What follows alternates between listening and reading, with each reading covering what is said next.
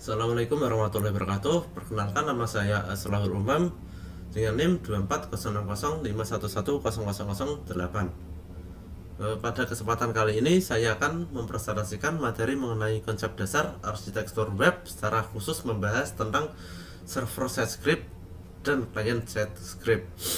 Video ini saya khususkan untuk memenuhi tugas pemrograman web yang kedua. Nah, mari kita langsung saja masuk ke pembahasannya. Pertama, kita akan membahas server side script. Sederhananya, ini adalah bahasa pemrograman web yang pengolahan atau eksekusi kodenya dilakukan sepenuhnya di dalam server.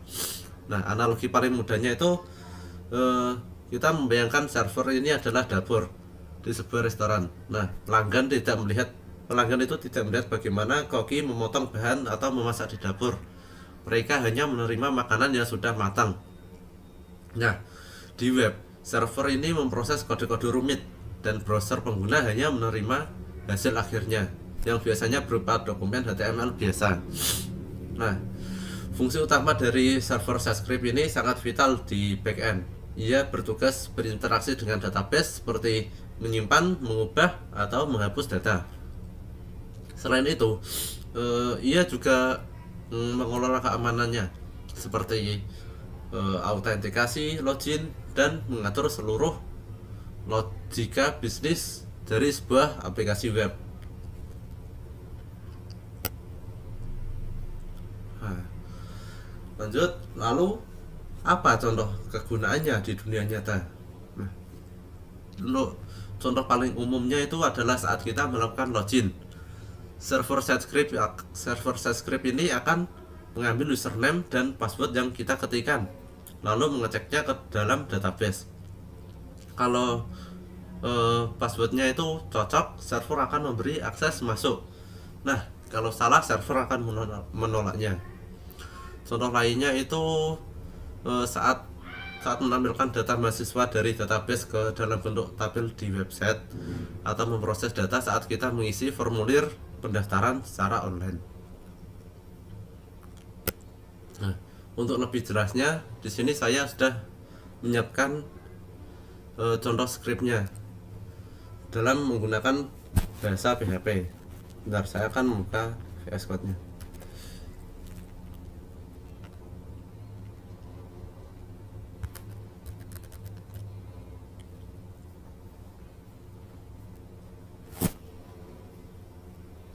Nah, baik, di sini itu saya membuat variabel nama yang isinya Aslahul Umam dan variabel NIM yang berisi NIM saya. Kemudian saya menggunakan perintah echo untuk mencetak hasilnya menjadi format HTML seperti di sini ada H1 dan P. Nah, untuk hasilnya bisa kita lihat di browser.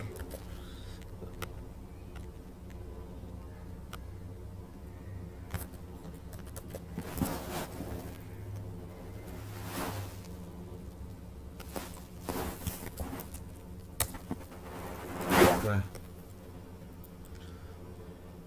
bisa kita lihat di browser ini hasilnya muncul dengan rapi. Dan kalau kita klik kanan lalu kita inspect, kode PHP tadi yang kita tulis sama sekali tidak terlihat. Yang dikirimkan oleh server ke browser itu murni hanya HTML-nya saja. Nah, inilah bukti bahwa eksekusi terjadi di server side. Nah, lanjut, sekarang kita beralih ke client side script. Berbeda dengan server tadi.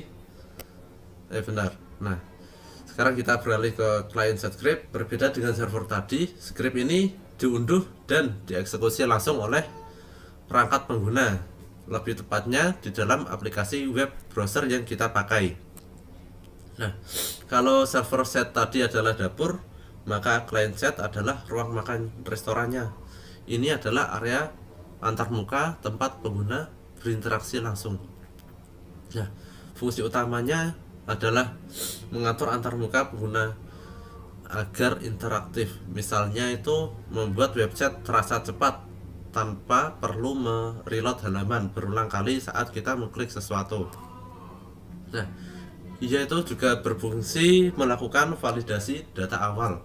Misalnya mengecek apakah email yang kita masukkan formatnya sudah benar atau belum sebelum dikirim ke server.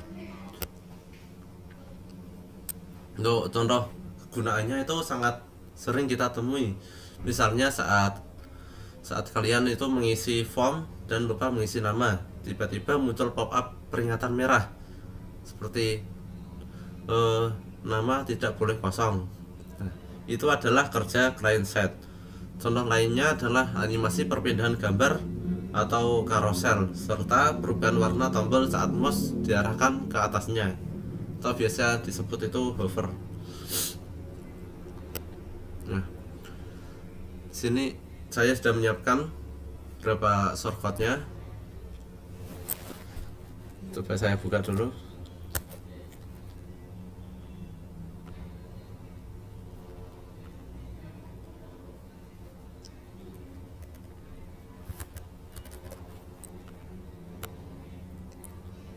Nah,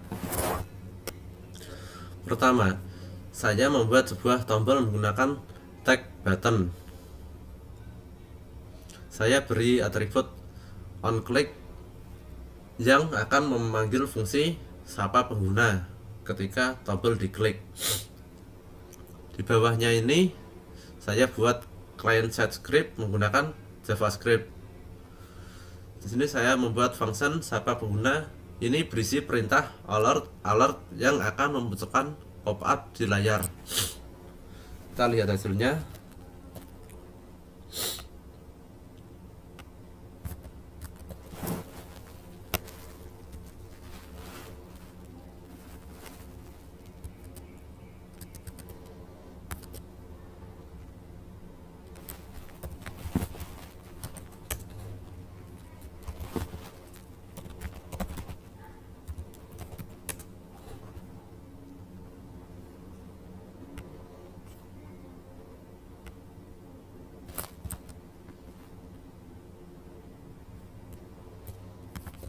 Maaf, ini salah nulis.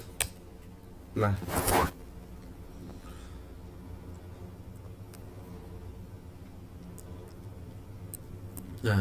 ini di sini ada tombol buttonnya. Saat tombol diklik, browser langsung mengeksekusi script tersebut tanpa perlu meminta izin ke server. Dan kalau kita buka fitur inspect element, bentar.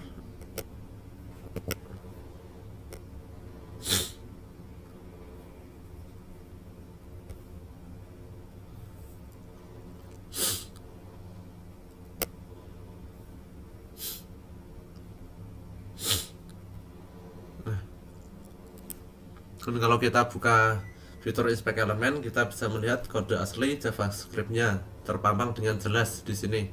Kodenya bersifat terbuka di sisi klien. Lanjut. Oke. Bagi kesimpulannya, server JavaScript ini beroperasi di balik layar, berjalan di server dan berfokus pada pengolahan data serta database.